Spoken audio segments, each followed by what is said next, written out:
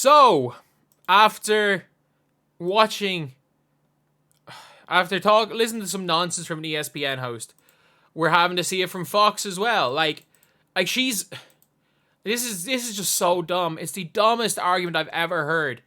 But it's again about Caitlin Clark apparently being selfish now. But before we get on to things, if you guys are new to the channel, subscribe.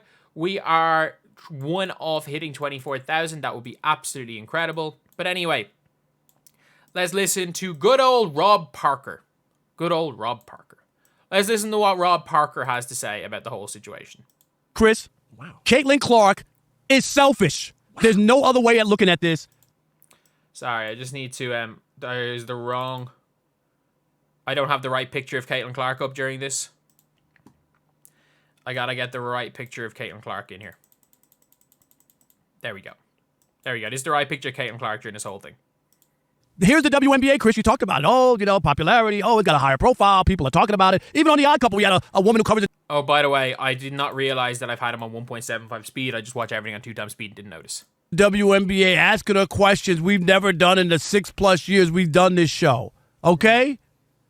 And here's an opportunity. You know what made Caitlin Clark, Chris, capture the imaginations of basketball fans all over? Is because she's able to drop that three from anywhere on the court. Yeah, but she's not a catch and shoot. I've never seen her shoot a catch and shoot three. I've never seen her rhythm shoot, catch and shoot. I've never seen it. Have any users ever seen that? Because she's normally guarded 94 feet and face guarded and has not had a coach that has allowed her to get that shot. And doesn't have like a guard teammate that will draw a single bit of coverage that'll let her do that. Go three. She was shooting from long distance. My God. She's a female Steph Curry. I got to watch this woman. I've never seen it before. This wasn't your typical women's basketball that would put you to sleep. And now here you are with a chance to show your skills in this event for the league. One, Caitlin Clark does not owe the WNBA anything. I mean, like, if Caitlin Clark, like, you're saying for the league, so you're saying Caitlin Clark owes the WNBA something, which is actually I don't think she owes them anything. Well, I fully agree, by the way. Like, I don't agree with all the WNBA owe Caitlin Clark everything. That, like, every player should be thanking Caitlin Clark. But if the WNBA don't owe Caitlin Clark anything for growing the game, she also doesn't owe. You can't have it both ways. You can't say the WNBA don't owe Caitlin Clark anything and then say Caitlin Clark doesn't owe WNBA anything.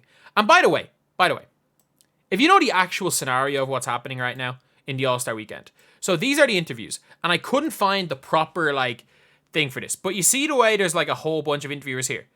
They were being swarmed on both sides. And then for 20 meters, there were reporters. And by the way, Caitlin Clark is on this stage. Maybe they, like, rotated the players around. Maybe they had Asia at times there. But I don't think they did. They had Caitlin Clark on, like, in the hallway.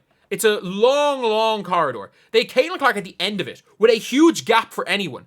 And it's swarmed. It's literally like she is a rock star at a concert. Everybody surrounding her. And then the rest of the players are in a line by themselves. And they might have 5 or 6 reporters. There were some players I saw with none. There are hundreds of reporters at Caitlin Clark and some players with none. Do you not think that that's mentally draining? Do you not think that's mentally draining on a 22-year-old? Because there are a lot of situations where Caitlin Clark just wants to hoop. She never asked for any of this. She's very good at dealing with the media. But you can tell she just wants to play basketball. And I'm sorry, this is a media event. She is exhausted from this. She is mentally drained. Everyone being like, oh, she can't use I'm tired as an excuse. Then people are saying that she shouldn't go to the Olympics. She has literally said she wants to take a break. She has never once stated she wanted to go to the Olympics. People are just putting in words because people are putting words into her mouth because other people are saying she should go. I've said she should be on the Olympic team. But at the same time, she has said on numerous occasions that she wants to rest. So you can't like blame the stuff from people that are fans of her saying on her. Like, that's the dumbest thing you can do. And it's so, like, you're supposed to be a journalist. You are. What age are you, Rob Parker? What age are you, Rob Parker? You are a 60-year-old man who can't separate a fandom of a player from said player. You can't do that. And so, what you are doing now is putting the most pressure of any sports person ever. You are putting the pressure of Caitlin Clark already has Everybody knows Caitlin Clark is under as much pressure as anyone ever. Especially because she's now expected to be... She just wants to play basketball. She doesn't want to be the face of the WNBA. She just wants to play basketball and win games. Straight up. That's always been the case with Caitlin Clark. She always just wants to play basketball. And she does such a good job of blocking out all the stuff. You could tell that her Atlanta Dream game, she was not right. And during the whole Dejanay Carrington thing, where she had to like address a load of the stuff, you could tell that she wasn't right because she just wants to play basketball. She doesn't want the idiot, not even idiot fans, the idiots to throw her name in front of everything. She doesn't want that. But you can tell in this All-Star weekend, during all the interviews, she's been exhausted. You can tell she's absolutely exhausted with all the media availability. Most people's media availability is even a quarter of the time of Caitlin Clark's. Like, you can tell she's exhausted. You could tell even last night, during the whole like red carpet thing, she wanted to get out of there as soon as possible. She wanted to get out of there. Like, so at the end of the day, she is the biggest draw for the league. But she's a 22-year-old girl. And you have got a 60-year-old man saying that she is selfish because she doesn't do absolutely everything. Because her bringing in tens of millions of extra viewers from this year over last year isn't enough. It's not enough because you know what? You think she should be doing more to grow the game. Well, let's just say hypothetically, like, look, she's not going to. She's tough. She's got a good support system around her. And to be fair, she's done a great job blocking out all the noise. She's done an unbelievably good job blocking out all the noise. Got a good family, it seems. But you can't also say that we have seen the media break sports people. We've seen it break them. And the fact is, she's done such a good job of not letting that happen. You are literally, let's just say, she's just mentally exhausted. She wants a break. Apparently, she said it, like, as soon as the All-Star game's done, I'm not touching a basketball. And this is someone who has probably not gone a week in her life without touching a basketball. She is exhausted. And it's not, for you like, oh, she'd be too tired for the Olympics. One, again, she has never stated that she wanted to be a late call-up for the Olympics. Especially recently, she's been talking about getting rest.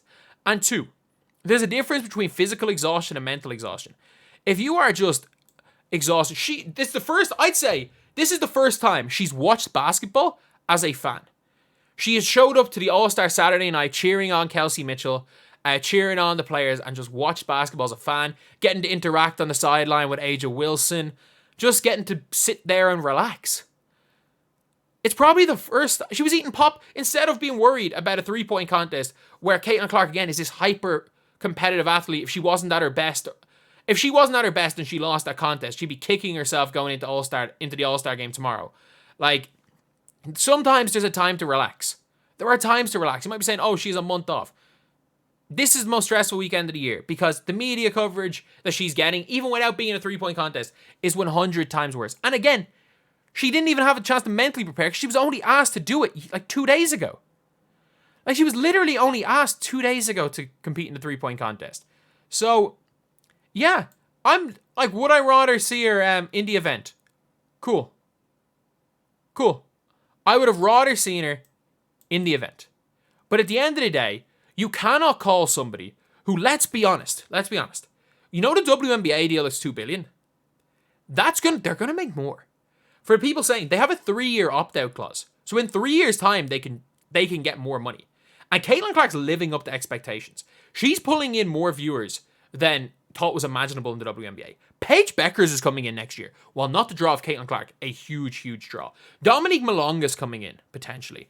The next year, after that, Flaw J. Johnson's coming in. Like, Flaw J is genuinely one of, like, as far as people talking about, like, transcends all sort of, like, celebrity, and she's a music artist and player, like, and a baller. She's going to take over. And then 2027, you got Juju Watkins, who might be the best of all of these players. And let's not forget, in 2027, you've got Zhang Jiu as well, the 7'5" Chinese girl. If you think that this is like a flash in the pan for women's basketball, you don't understand that the ratings have been increasing as the season's gone on. As the season's gone on, more and more people are watching. Because, yeah, there was the initial hype for Caitlin Clark, and then she kind of, like, went down a little bit. But now she's playing even better. People are watching her break records. People are watching Angel Reese break records. And outside of, again, the two awful games that should not be spoken about again, she's been unbelievable. A'ja Wilson is having the best individual season anyone's ever had, and people are tuning into that. But none of this happens. Even the $2 billion TV deal, that doesn't happen without her.